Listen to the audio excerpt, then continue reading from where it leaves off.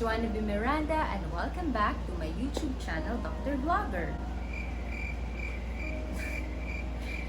So, when I started intermittent fasting, I admit I had some common mistakes that for me at the beginning was acceptable and forgivable if there is such a word.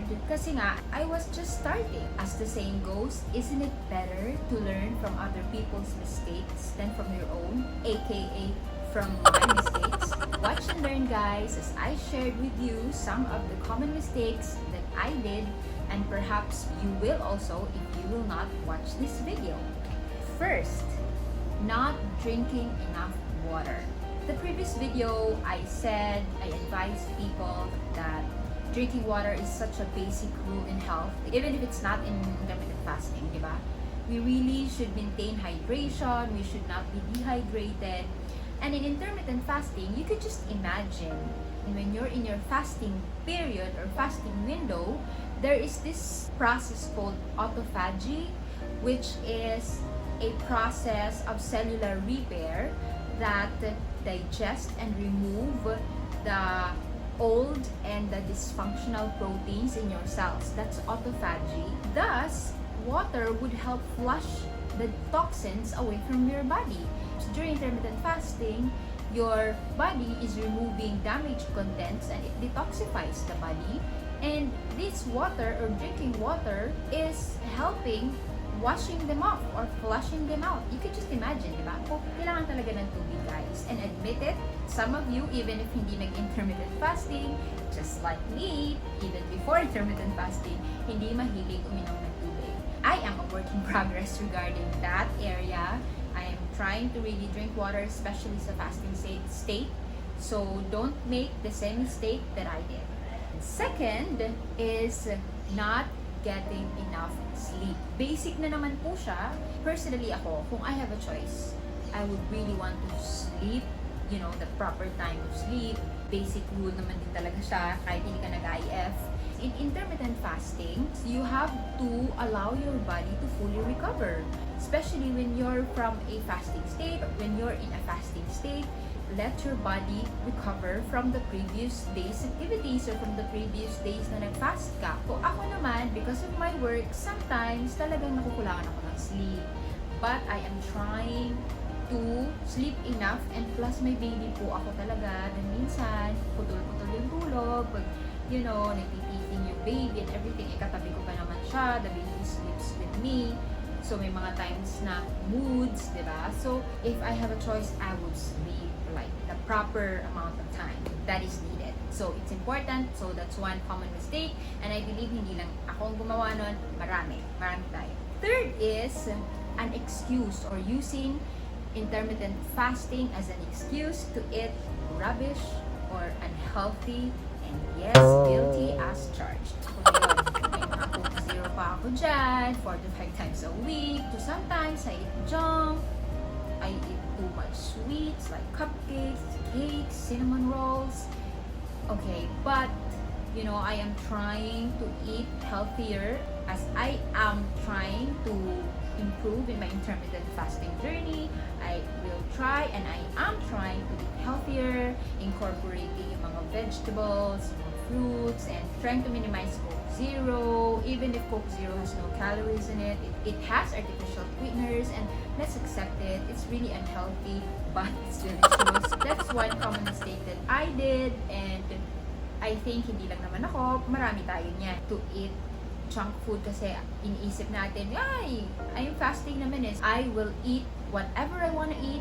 Sabi ko nga, guilty ako dyan. And the fourth common mistake that I did also is obsessing over the timing windows, thus not being able to be flexible within intermittent fasting.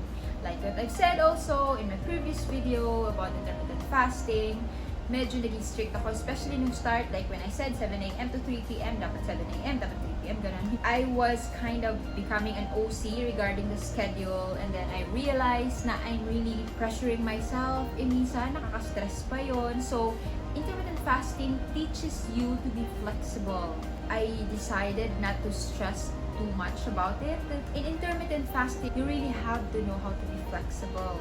thus the metabolic flexibility. Because like in my work, minsan talagang nandun pa ako sa pasyente, past 3 na, 4 na, diba, stress pa ako sa kakaisip, my gosh, I still haven't eaten my last meal and nandito pa ako. So I really have to be flexible, and if feel ko talaga na I really have to eat that last meal, hindi kakainin ko na lang that time na I am convenient with, and then start all over ako the next day, di ba? Intermittent fasting is not something na para ma-pressure tayo. If ever, someday, we're back to our normal days, di ba? We have dinners with friends, dinners with family. Don't tell me, nandun ka lang, tapos hindi ka kakain kasi nga lagpas na siya dun sa time na hanggang dun ka na lang. No.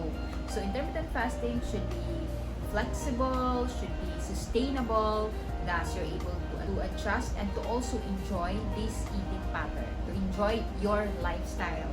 Okay? So, there are also common mistakes that I am proud of not doing, and I'm going to share those with you guys here. First is not eating enough, especially in your eating window, or perhaps calorie restriction. Imagine you are fasting for like 16 hours, and then when it's time for you to eat, you're not going to eat enough, or perhaps you're going to restrict yourself because you're counting calories.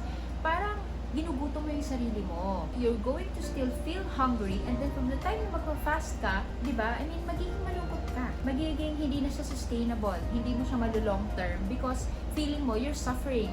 Sometimes you're also starving yourself, and starvation, ever since I don't agree with starvation, it is not long term. You cannot sustain that. You cannot maintain a diet based on starvation. So you really have to eat until you're satiated or until you're full, and perhaps you eat healthier. You don't have to pressure yourself counting calories. You enjoy the food, and then when it's time for you to fast, fast na. You're not going to be sad, and you're going to be happy. Pag happy ka, magiging long term siya. Masusustain mo itong eating pattern na to. You're going to get the benefits and the result nevertheless, di ba?